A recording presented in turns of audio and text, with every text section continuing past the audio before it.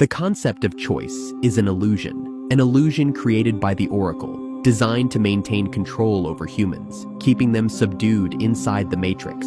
We've talked about the intuitive program's devious planning before on this channel, but we only scratched the surface. Now we dig deeper into the psychological warfare the Oracle waged on Neo after he emerged as the anomaly. Neo became the One. That's when the nightmares started. Trinity falling, Trinity dying, visions that haunted him every time he closed his eyes. The movie wants you to think these are prophetic gifts, signs of his awakening power. They're not. They're psychological conditioning, uploaded directly into his consciousness the moment he fulfilled his function. Remember this, because it's the key to understanding everything the Oracle does to him. Matrix Reloaded opens with that nightmare, Trinity's death. Then, the Resistance leaders meet inside the Matrix, and Captain Niobe drops the news. Hundreds of thousands of Sentinels are digging toward Zion. The clock is ticking. Neo fears Trinity's death, but now Zion itself faces extinction. Two fears, two choices, one carefully constructed trap. This dichotomy will drive every decision Neo makes, and it all links back to the Oracle. When Morpheus arrives at that meeting, he's already under her spell. Some of you believe as I believe. Some of you do not. But those of you that do know we are nearing the end of our struggle. The prophecy will be fulfilled soon, but before it can be, the Oracle must be consulted. Everyone else worries about survival. Morpheus worries about prophecy. He asks for one ship to stand by in case the Oracle makes contact. The manipulation is already working, already spreading through the Resistance like a virus. Fast forward to Neo's confrontation with Seraph, and Neo asks him who he is. Seraph's answer is revealing. I protect that which matters most. To Seraph, the Oracle is the most important thing in the Matrix. Not humans, not freedom, the Oracle. That tells you everything about her true function. Then comes one of the most disturbing scenes in the entire saga, one that exposes the Oracle's nature completely. Well, come on. I ain't gonna bite you. Come around here and let me have a look at you. That line implies Neo was afraid of approaching her. She senses his presence because Neo can see the Matrix now. The original script confirms it. The Oracle emitted the same golden code as Seraph. Neo was seeing her as a program, standing there in her true form.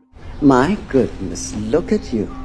You turned out all right, didn't you? How do you feel? I know you're not sleeping. We'll get to that.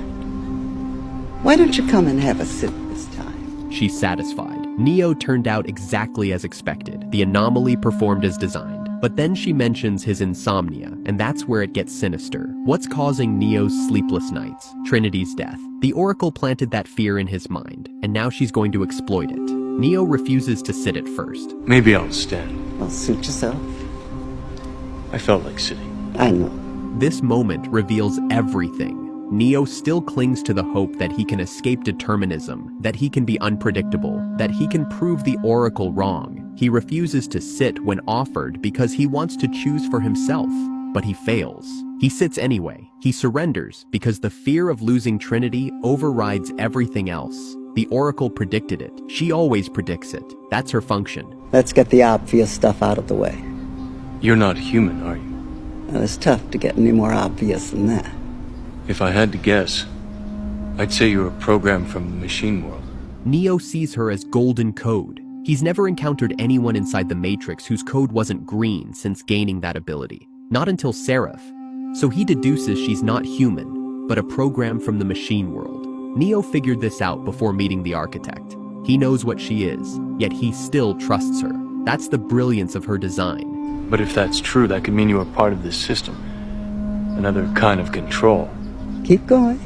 I suppose the most obvious question is, how can I trust you?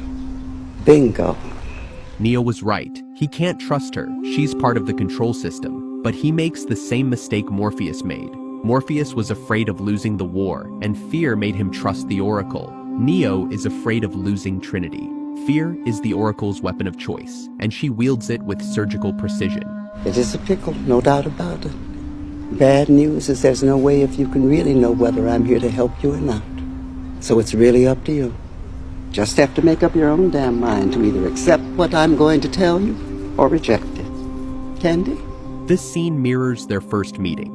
The Oracle doesn't deny being part of the system. She just lets Neo make up his own mind, offering him a red candy. Red, like the pill Morpheus gave him. Another test of trust, another submission disguised as choice.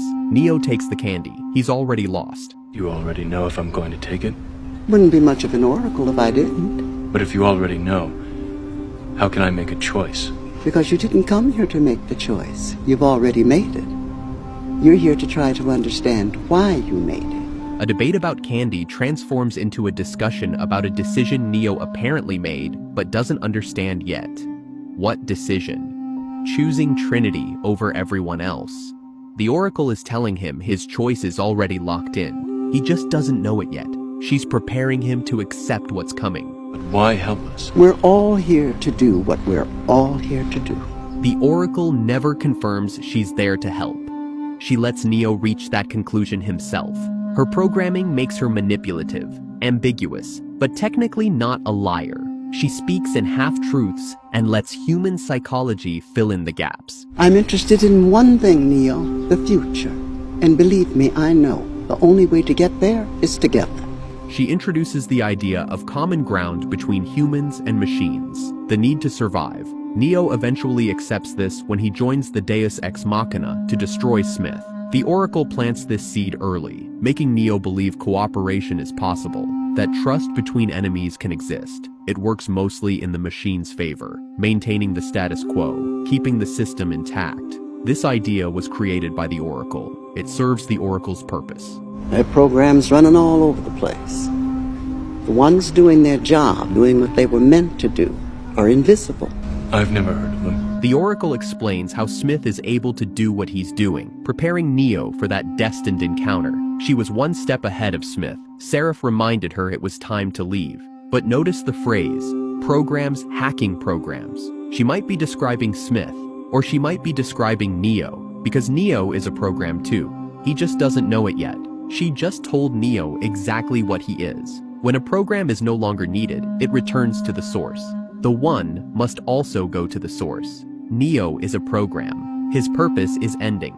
He must return to the machine mainframe so his data can be analyzed. The source needs programs to return so it can extract their learning and improve the system. This is how artificial intelligence actually develops. Deep learning. Programs are subjected to variables. They learn, they self-modify, they return to be analyzed. That data brings improvements to the next version. The integral anomalies data is the most valuable. It balances the equation. It protects the next simulation. Each program is a research module. Neo is the most important research module ever created.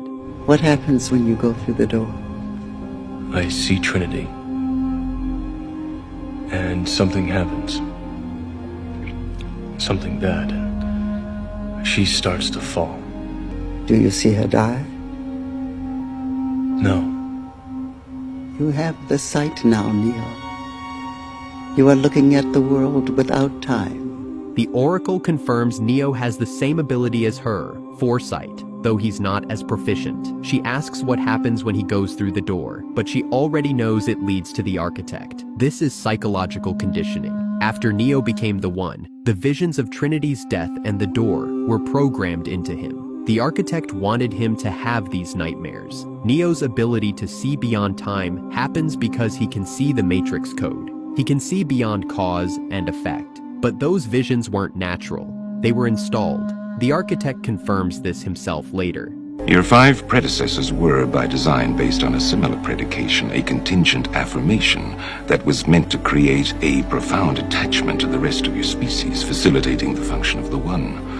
While the others experienced this in a very general way, your experience is far more specific, vis-a-vis love. The architect explains that Neo and his predecessors were all programmed to feel love. That made them easier to control. The difference is, Neo's love was targeted at one person, Trinity. This type of conditioning includes the vision of her death.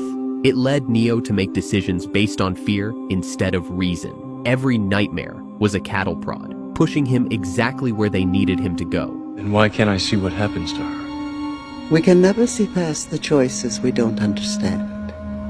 Are you saying I have to choose whether Trinity lives or dies? No. We've already made the choice. The Matrix isn't real until you stop living inside it.